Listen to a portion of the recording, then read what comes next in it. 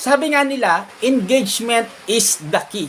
No? Pero ang totoo po niyan, content is the key. Quality content is the key. Pero hindi naman ibig sabihin, hindi na part ng key yung engagement. Actually, yung pong engagement ay malaking part po ng susi ng tagumpay po natin dito kay Facebook. Dapat alam lang po natin ang tamang motivation ng pakikipag-engage sa kapwa natin content creator. Isa po sa napakalaking tulong ng ating pong pakikipag-engage sa kapwa natin content creator once tayo po ay nag-share, nag-comment sa atin pong mga kapwa content creator sa kanila pong mga video, kahit hindi po sila mag-follow back sa atin. Take note, kahit hindi po sila mag-follow back sa atin ay good na po yon.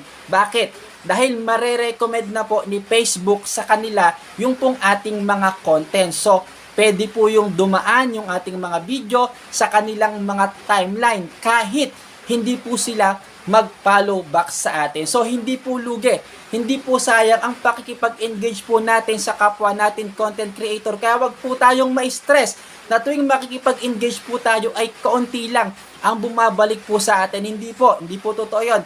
Wala pong sayang mga ka-PROMD. Once na tayo po ay nakipag-engage sa kapwa natin content creator, kahit hindi pa sila mag-follow sa atin, ay automatic po i-recommend ni Facebook.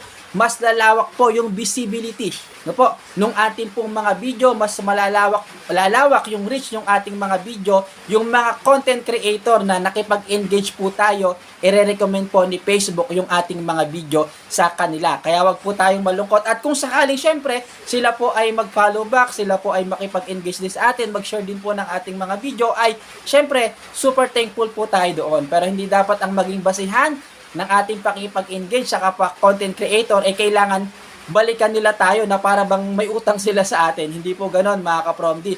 Mas mag-focus pa rin po tayo sa paggawa ng mga content. Kasi nakikipag-engage ka, wala ka namang content, no? Kagaya nga nun, mare-recommend.